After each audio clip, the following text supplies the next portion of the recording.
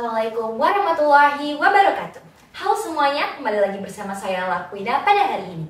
Hari ini kita kedatangan tamu luar biasa loh. Sebelumnya mungkin bisa memperkenalkan diri terlebih dahulu. Oke, kenalkan nama saya Nia. Saya berprofesi sebagai psikolog. Terima kasih Bu. Dengan senang hati. Bagaimana ya kesannya menjadi seorang narasumber pada acara motivation class hari ini? Oke. Hari ini saya merupakan suatu kebanggaan tersendiri ya, karena saya bisa membaur dengan yang sepantaran dengan anak saya. Dan di sini super duper keren, anak-anaknya insightful.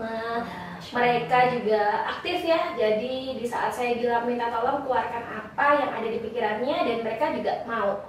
Dan mereka pada saat saya bilang silakan berpikir, ya mereka berpikir. Jadi mengikuti arahan dan instruksi yang saya minta. Alhamdulillah, berarti lancar ya Bu? Alhamdulillah.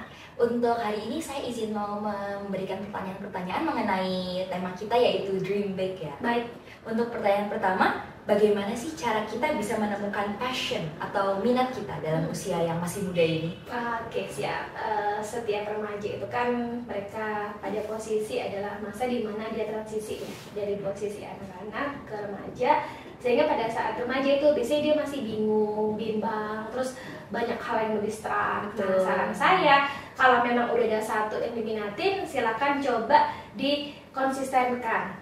Jadi kalau misalkan udah minat sama satu hal, kayak misalkan aku suka dunia podcast, aku suka dunia YouTube, nah silakan dicoba tiap hari. Jadi kalau masih coba sekali dua kali terus kita bilang, aku gagal nih, itu bukan gagal, tapi kamu belum coba lebih banyak lagi.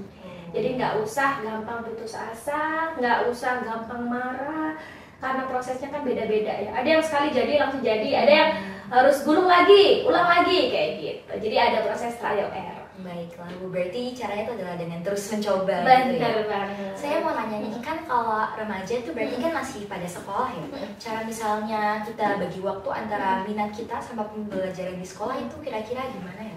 Oke, jadi berhubungan sama time management ya Mbak ya. Jadi betul. time management seorang anak sekolah, apalagi di sini kan sekolahnya juga nggak sampai yang maghrib ya, paling berakhir sekitar setengah 4 atau jam 3 gitu ya. Jadi pada saat pulang, jangan push dirimu dengan aktivitas dulu, rilekskan tubuhnya, pikirannya, dengan cara kita pulang, istirahat sebentar dulu, ibadah dulu. Kita juga perlu bercinta dengan Tuhan kita, di mana beliau yang sudah yakin bahwa kita bisa hidup sampai hari ini. Selanjutnya, kalau setelah ba'da maghrib kita ngerasa ada spare untuk kita melakukan aktivitas yang kita sukain, silahkan. Jadi lakukan, misal saya pengen istiqomah nih, mau belajar hadrah, karena tadi beberapa saya tanya ada eksponya berhubungan dengan agama, silahkan.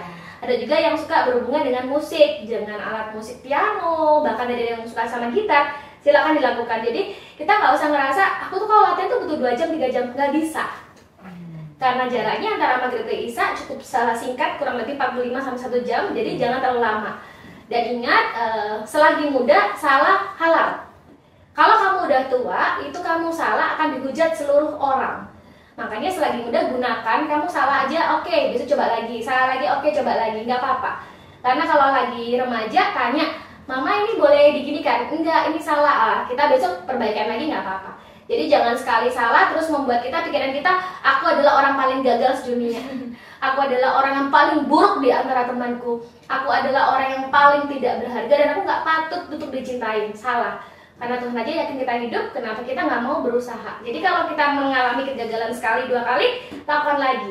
Karena proses itu terus-menerus membuat kita menjadi lebih pintar, membuat kita lebih banyak bersyukur, membuat kita menjadi pribadi yang lebih bahagia lagi. Masya Allah. Apalagi remaja yang bahagia menimbulkan aura positif, temannya yang ngikut.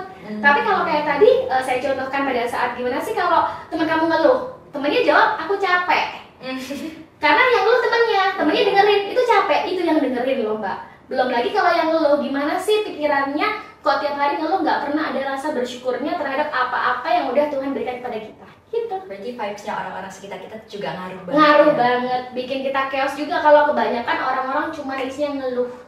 Betul banget, oke. Kemudian tadi katanya kita nggak boleh takut gagal nih Kak. Kalau misalnya kita benar-benar takut, gimana sih caranya kita tuh bisa menghadapi rasa takut gagal tersebut? Oke, jadi rasa takut itu kan selalu muncul ya, karena kita compare dengan orang lain, jatuhnya kita insecure. Iya. Kita belum melangkah, kita takut gagal, kita takut salah. Munculnya adalah OVT. Si OVT sama insecure itu kan bersahabat ya, mereka bestian gitu ya. Jadi kalau insecure muncul, biasanya OVT muncul. Sehingga apa? Kita bilang, kalau sekarang aku nggak bisa, besok bisa 1, alhamdulillah loh, itu progress. Besoknya lagi bisa nambah 1,5, itu juga progress. Jadi jangan dibilang kalau sekarang salah 1, besok salahnya 0, itu udah konsisten, nggak bisa. Kadang masih salahnya setengah. Nah, nggak apa-apa. Karena kita nggak bisa kalau dari 10 kita kesalahan terus lalu ke 1, itu susah. Malah nantinya jatuhnya bukan jadi habit ya. Tapi kalau hari ini kita punya kesalahan 10, besoknya kesalahan berubah jadi 9, itu berproses. Karena kehidupan manusia berproses. Manusia punya otak yang dititipkan sama Allah kepada semua manusia sehingga dia bisa berpikir, gimana sih cara saya bisa hari ini lebih baik untuk menjadi seorang pribadi? Gimana sih caranya hari ini saya bisa bersosialisasi lebih baik? Karena tadi beberapa anak-anak disepil juga sama walasnya kan ada case ya. Ini nggak bisa ini nggak bisa ini. Oh mungkin karena dianya memiliki dunia yang orang lain nggak terima. Makanya tadi saya bilang sama anak-anak, minta tolong sama temannya, kalau ada temannya bilang apa, jangan dijudge. Tolong dengarkan, hargain, karena temanmu nggak sama dengan kamu. Mungkin teman kamu menganggap itu benar dan kamu nggak salah, tapi kamu jangan bilang, salah ini, jangan. Bisa jadi dia melihat dari perspektif yang beda. Jadi hargai dulu, dengarkan dulu, jadilah pendengar yang baik bagi temanmu. Baiklah, berarti kita harus open minded ya. Benar. Oke deh.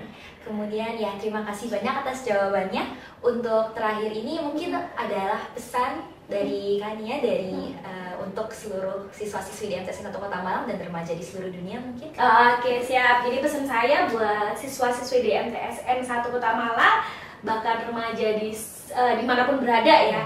Pesan saya satu, jadilah pribadi yang unik dan jadilah pribadi dirimu sendiri. Karena kalau kamu selalu ngomong bahwa kamu nggak bisa kayak orang itu, ya jelas beda. Orang tua udah beda, pola asuhnya udah beda, circle-nya beda, pendidikannya beda. Jadi jangan pernah samakan dirimu terhadap orang itu. Yang kedua, kamu terbaik versi dirimu sendiri. Yang ketiga, nobody is perfect, dan tetaplah menjadi dirimu, karena apapun yang terjadi pasti ada banyak pengalaman buruk yang mendatangimu. Makanya maafkan hal itu, lupakan orang-orang yang sudah menyakiti kamu, bersyukurlah maka kamu akan bahagia. Masya Allah, terima kasih Kak. Dengan senang hati. Insightful banget ya pokoknya semua yang dari Budi hari ini. Baiklah, sekian untuk podcast hari ini. Saya Lakuina pamit undur diri. Wassalamualaikum warahmatullahi wabarakatuh.